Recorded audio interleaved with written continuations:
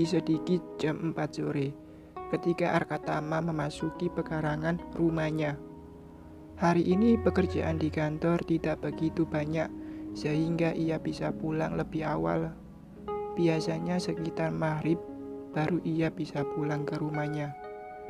Diparkirkannya mobilnya di carport nanti malam, baru masuk ke garasi. Ia tidak segera keluar dari mobilnya. Disandarkannya kepalanya ke sandaran kursi mobilnya. Diedarkannya pandangannya ke rumah besar yang menjulang di depan mobilnya. Sejak 4 bulan yang lalu, ia tinggal sendirian di rumah besar itu. Hanya ditemani Mak Nur dan suaminya, Pak Sudin, yang bertugas mengurus dan merawat rumah itu. Mama dan Raf yang sebelumnya juga ada di rumah itu sekarang sudah menetap di Bandung. Terasa sangat sepi, tapi sebenarnya bukan hanya di rumah besar itu saja. Arka merasa sepi saat berada di kampus pun. Ia merasa sepi, hatinya terasa kosong meski berada di tengah mahasiswa yang ramai.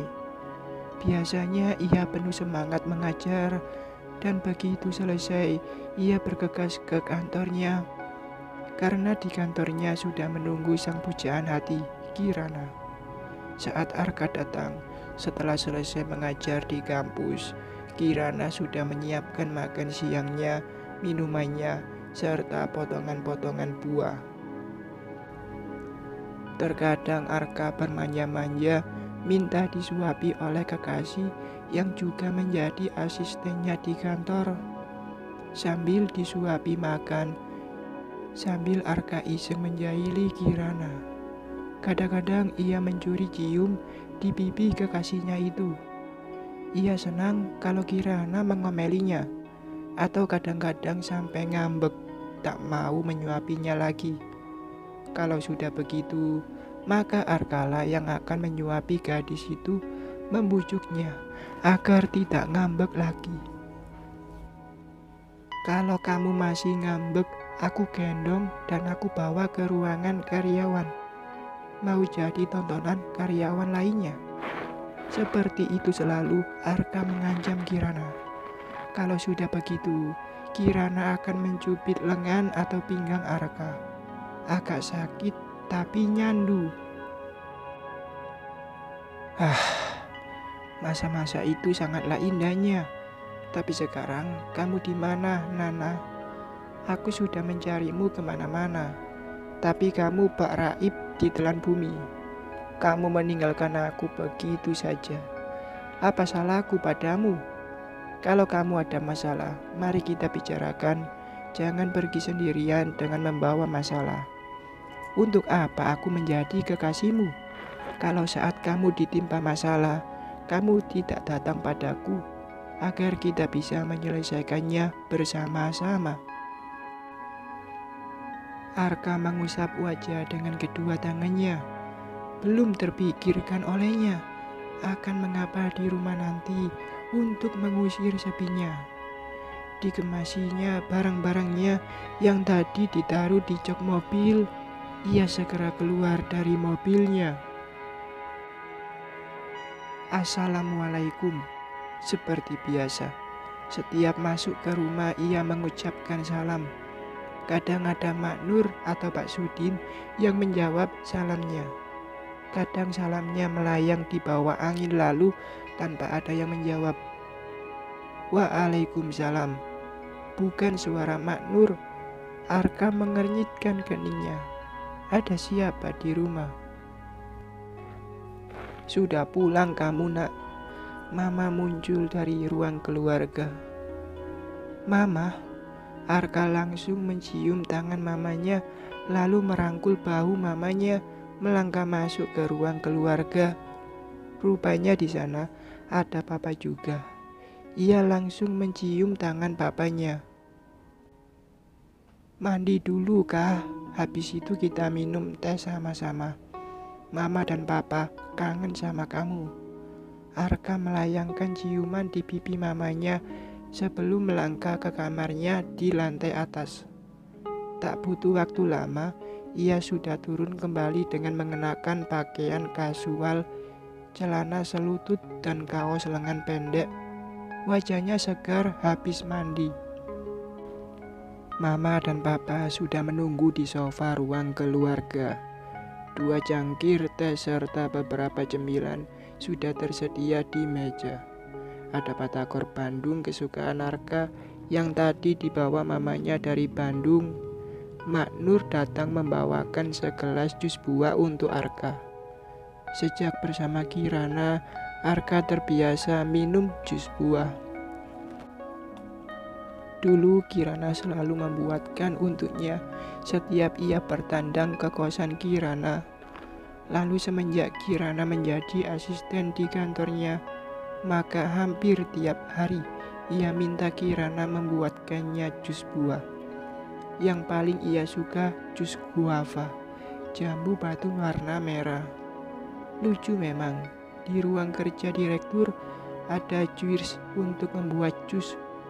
Untung dulu Kirana sempat mengajarkan Mak Nur cara membuatkan jus buah yang pas rasanya untuk Arka. Kapan sampai, Ma, Pa? Kok nggak ngasih tahu kalau mau datang? Kan bisa aku jemput ke bandara. Kami sampai tadi sekitar jam 2 siang. Dari bandara tadi, Mama sama Papa naik taksi. Sekali-kali naik taksi, seru juga ternyata. Mereka berbincang seputar perusahaan, tentang proyek-proyek yang sedang mereka kerjakan di berbagai daerah, tentang investasi perusahaan mereka di beberapa perusahaan manufaktur yang sudah berjalan atau yang sedang dijajaki, baik di Bandung maupun di Jabodetabek. Arka menyendok suapan terakhir batagornya, lalu menaruh piring kosongnya di meja. Sudah ada kabar tentang Kirana, Ma? Dari tadi ia ingin menanyakan hal itu, tapi tak sopan rasanya menyela papanya yang sedang serius membicarakan bisnis mereka. Kirana sekarang ada di rumah kita di Bandung. Arka terkejut mendengarnya. Benar, Ma? Sejak kapan?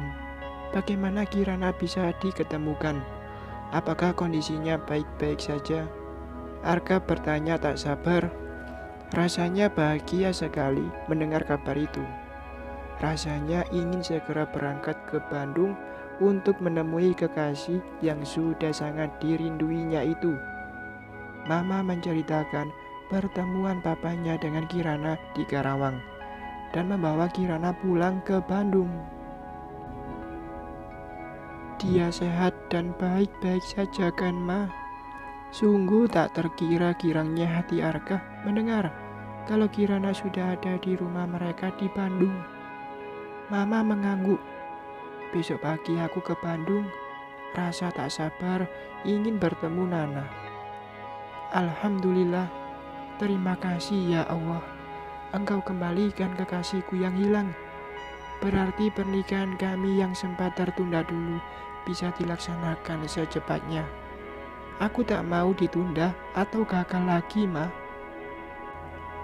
Terenyuh hati mamanya melihat wajah Arka begitu sumringah. Sanggupkah ia menyampaikan kabar yang harus disampaikannya pada Arka tentang rencana pernikahan Raf dan Kirana? Akan sangat menyakitkan sekali bagi Arka. Tapi tak bisa ditunda lagi. Arka harus segera tahu. Arka, Kirana akan menikah 2 minggu lagi. 2 minggu lagi? Itu lebih bagus, Ma. Sudah 2 bulan lebih pernikahan kami tertunda. Kalau segera dilaksanakan sekarang, tentu akan lebih baik. Jangan sampai ada halangan lagi. Rencananya di Bandung atau di Padang, Ma. Biar aku bisa siap-siap. 2 minggu itu waktu sangat singkat, tapi aku siap. Arka sangat bersemangat. Menitik air mata Mama mendengarnya, sedang Papa membuang pandangannya ke taman samping. Ia sama dengan istrinya, merasa berada di posisi yang sangat sulit. Mengapa mama menangis? Arka pindah duduk ke samping mamanya, lalu memegang tangan mamanya. Maafkan mama dan papa, nak. Maaf, untuk apa? Kirana tidak bisa menikah denganmu. Apa? Mengapa tidak bisa? Lantas dengan siapa dia akan menikah? Jantung Arka berdegup kencang. Dia sudah menunggu dengan penuh harap. Kini mama menyampaikan hal yang tidak disangkanya sama sekali. Kirana akan menikah dengan Rafasa, adikmu. Arka merasa dirinya seolah meluncur ke lubang paling dalam. Mama dan papa tahu kan bahwa Kirana calon istriku. Sejak awal mama dan papa mendukung hubungan kami, bahkan sudah merencanakan pernikahan kami. Mengapa sekarang Raf yang akan menikahinya? Raf kan hanya bisa mencintai Rai. Apa tak cukup ia menghancurkan Kirana dengan perbuatannya dulu? Apa ia ingin menyiksa Kirana lebih dalam lagi dengan memaksa menikah dengannya? Arka tak dapat menahan marahnya. Air mata mama makin menderas. Hatinya tersayat melihat putranya itu sangat terluka. Wanita itu betul-betul berada di posisi yang sulit, tapi keputusan tetap harus diambil karena perjalanan waktu tak bisa dihentikan. Kehamilan Kirana akan semakin membesar. Kirana hamil, ia mengandung anak Raf, papa yang bersuara. Arka terperangah, ia merasa hatinya bagai diremas. Perih, lama ia terdiam. Ma, Pa, aku mencintai Kirana. Apapun kondisinya, aku yang akan menikahinya. Aku dan Kirana akan merawat anak itu nanti. Jangan paksa Kirana dan Raf menikah. Mereka tidak saling mencintai. Mereka akan tersiksa dalam pernikahan itu nanti. Mama mengusap wajahnya. Kak, Mama dan Papa mohon padamu, beri kesempatan pada Raf untuk mempertanggungjawabkan perbuatannya. Ikhlaskan mereka menikah agar anak mereka tumbuh dalam kasih sayang orang tuanya. Meski mereka tidak saling mencintai, setidaknya mereka berdua pernah saling menyayangi sebagai sahabat. Mama yakin mereka tak akan saling menyakiti nantinya. Lantas, aku akan seumur hidupku melihat mereka berdua dengan hati yang perih. Mengapa Mama tidak mempertimbangkan perasaanku juga perasaan Kirana? Karena Raf harus bertanggung jawab atas anak yang dikandung Kirana. Aku juga mau bertanggung jawab, Ma. Aku bersedia menjadi ayah anak itu. Setidaknya aku masih punya hubungan darah dengan bayi itu karena dia keponakanku. Aku akan menyayanginya. Janji. Mama makin terisak mendengarnya. Ini sulit sekali. Arka dan Raf, dua putranya yang sangat dia sayangi, tapi kini ia harus menyakiti salah satu di antara mereka. Kak, Mama mohon, ikhlaskanlah Raf menikahi Kirana. Mama mengusap tangan Arka yang wajahnya memerah dengan rahang mengeras. Mengapa Mama dan Papa memaksakan pernikahan Kirana dengan Raf? Menyiksa kedua orang itu dalam perkawinan tanpa cinta. Menyiksa Arka juga yang harus merana karena kekasih calon istrinya menikah dengan adiknya sendiri. Hanya karena sebuah tanggung jawab. Kalau hanya karena tanggung jawab, Arka juga bersedia bertanggung jawab. Ia bersedia menjadi ayah dari bayi itu, dan bayi itu akan tetap menjadi cucu keluarga Alfian. Tapi Mama dan Papa sepertinya lebih menginginkan agar Rafla yang menikah dengan Kirana. Ada kurat perih menoreh hatinya Arka. Inilah sejatinya kasih sayang orang tua pada anak kandungnya. Di saat tertentu, ia akan tetap mendahulukan kepentingan anak kandung darah dagingnya sendiri. Ya, aku memang harus mengalah. Suara Arka putus asa. Bagaimanapun, tentulah mama dan papa akan membela Raf karena dia anak kandung mama. Sedang aku hanya... Arka! Serentak mama dan papa berteriak. Tanpa sadar, tangan mama melayang ke pipi Arka. Sakit rasanya dituduh seperti itu. Tangis mama semakin pecah. Ia sampai terkuku sambil menutup wajahnya. Hatinya sangat perih dituduh seperti itu oleh Arka. Sejak Arka lahir, semasa orang tuanya masih hidup, Firda sudah menyayangi keponakannya itu. Apalagi ketika kedua orang tua Arka meninggal dan Arka tinggal bersama keluarga Alfian, Firda dan suaminya memperlakukan Arka seperti anak kandung mereka. Mereka merawat Arka penuh kasih sayang, tanpa berbeda dengan Raf, putra kandungnya. Sakit sekali tuduhanmu itu, nak. Apa selama ini kamu merasa kami berbuat seperti itu padamu? Apa selama ini kamu merasa dibedakan dengan Raf? Ujar mama di sela isak tangisnya. Maafkan aku, Mah, Pa. Arka merasa bersalah telah melontarkan tuduhan itu pada papa dan mama yang sudah tulus menyayanginya sejak ia ditinggal kedua orang tuanya. Arka, jangan pernah meragukan kasih sayang kami padamu. Itu sangat menyakitkan bagi kami. Kalau sekarang mama dan papa lebih mendahulukan Raf, karena ini adalah salah satunya kesempatan Raf. Kamu mengenal adikmu itu kan, dengan segala kekurangannya, bukan? Ia sangat berbeda dengan dirimu, Kak. Selama hidupnya hanya Kirana wanita yang bisa dekat dengannya. Kini Kirana hamil anak Raf. Kita semua merasa ini betul-betul sebuah keajaiban dari Tuhan. Mungkin ini akan menjadi satu-satunya keturunan Raf.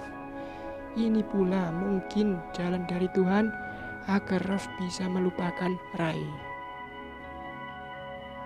Sedang kamu berbeda, kah? Kamu begitu muda untuk memilih wanita lain. Mungkin untuk beberapa waktu ini akan menjadi hari-hari yang sulit bagimu.